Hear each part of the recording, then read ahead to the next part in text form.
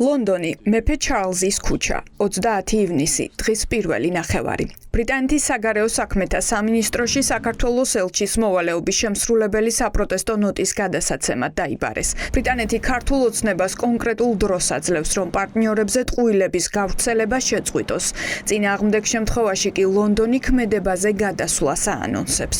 ოპოზიციის ლიდერების დაპატიმრება საქართველოს მთავრობის მორიგი მცდელობაა შეწყვიტოს თავისუფლებები და ჩახშოს განსხვავებული აზრი.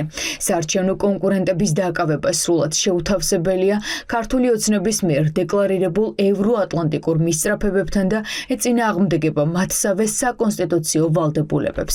დიდი ბრიტანეთის მთავრობა არ დააყოვნებს დამატებითი ზომების მიღების განხილვას. თუ საქართველო არ დაუბრუნდება დემოკრატიის თავისუფლებებისა და ადამიანების უფლებების დაცვის და პატივისცემის გზას. ამ განცხადების შესახებ ამდრომდე საგარეო საქმეთა სამინისტრო დუმს. არანაირი კომენტარი და არანაირი განმარტება არ მოგვისმენია. არადა ბრიტანეთის საგარეო უწყების განცხადება უმწვავეს გზავნილებს შეიცავს. ოფიციალურ ინფორმაციაში ქართული ოცნება საქართველოს მთავრობად არც ერთხელ არაა მოხსენიებული. ქართული ოცნების სახელით დღეს ბრიტანეთს ირაკლი ზარქუა მოპასუხა, რომელიც საქართველოში აკრედიტებულ ევროპელ დიპლომატებს ქვეყნიდან გაძევებით დაემუქრა. ელჩები გახდნენ რადიკალები. მათ შორის ბრიტანეთის თქვენ ნახეთ წინა საარჩევნო მონიტორინგს აფინანსებდა რადიკალი. მე მგონია რომ ის ელჩები, ვინც მავნებლობენ, ვინც ენაცვლებიან ამ რადიკალებს და სახელმწიფოს წინააღმდეგ მოქმედებენ, მე მგონია რომ უნდა გავაძევო. ეს არის პირველი შემთხვევა, როდესაც ფორმალურად ერთი ქვეყნის საგარეო უწყება იბარებს საელჩოს დიპლომატიური წარმომადგენლობის ხელმძღვანელს პროტესტის გამოსათქმელად წარდგინებისთვის. ბრიტანეთში საქართველოს ყოფილი ელჩი ვერ იხსენებს, რომ ბრიტანეთს საქართველოსთან მიმართებაში დიპლომატიური დემარშის ასეთი ფორმა გამოეყენებინა. რა შეიძლება იყოს შემდეგი ნაბიჯი? სანქციების ახალი პაკეტი ამჯერად ქართული ოცნების პირველი პირების წინააღმდეგ ან საქართველოში ბრიტანეთის ელჩის კონსულტაციებისთვის გაწვევა. საბოლოო არის, რა თქმა უნდა, დიპლომატიური ურთიერთობების გაწყვეტა. არ მგონი აქამდე მივიდეს საქმე, მაგრამ როდესაც ერთი ქვეყანა მეორეს ბრალს დებს დანაშაულში, პირდაპირ თქვა შეთქმულებაში, ყოველგვარი საფუძვლის გარეშე მithumetes ამ ქვეყანას აქვს უფლება მიიღოს ადეკვატური ზომები. ახლა მთავარი კითხვა იქნება თუ არა ბრიტანეთის სანქციების შემდეგი სამიზნე ბიძინა ივანიშვილი.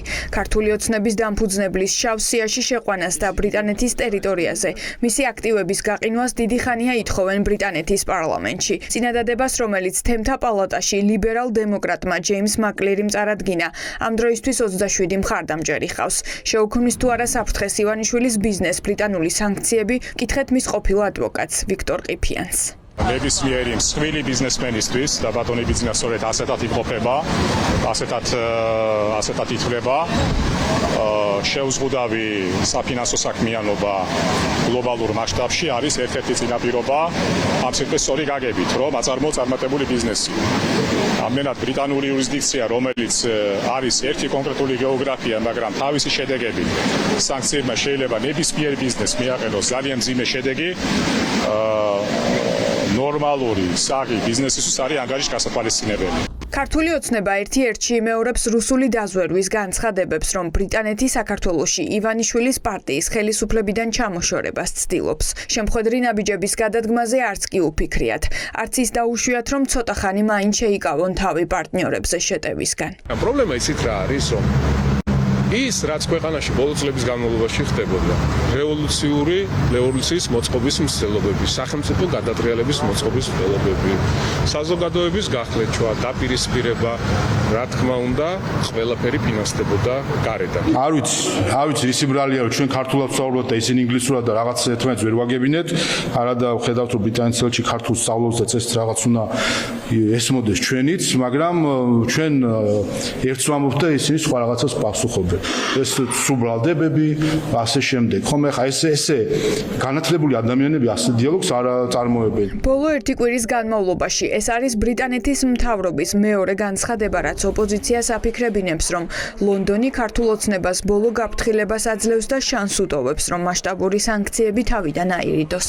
გაერთიანებული სამეფო თლიანობაში არის ბუნებრივად არის ძალიან მტკივნეული გეოგრაფია, ასე ვთქვათ, ივანიშვილისთვის, მისი რეჟიმის წარმომადგენლებისთვის, ისევე როგორც სხვა რუსი ოლიგარქებისთვის, იმიტომ რომ სწორედ ლონდონში და დიდ ბრიტანეთში ინახავენ და აბანდებენ ეს ადამიანები მოპარულ ფულსა და კაპიტალს. ასეთ ფორმატში დიპლომატის დაბარება და ეგრეთ წოდებული რეპრიმანდის გაკეთება არის ყველაზე მკაცრი შესაძლო ზომა, რაც ბრიტანულ საგარეო მინისტრს ან მის მოადგილეს გააჩნია ხოლმე პარტნიორებთან და სხვადასხვა სახელმწიფოსთან კომუნიკაციისას. ყველა ჩვენი პარტნიორი და ამ შემთხვევაში ბრიტანეთი გვევლინება ერთ-ერთ ლიდერად სისტემას ფასს ახდევინებს იმ რუსული მოქმედებებისთვის, იქნება ეს ძალადობა, იქნება ეს რეპრესიები თუ სხვა, ფასს ახდევინებს და საბოლოო ჯამში გვეხმარება ამ სისტემის დემონტაჟში.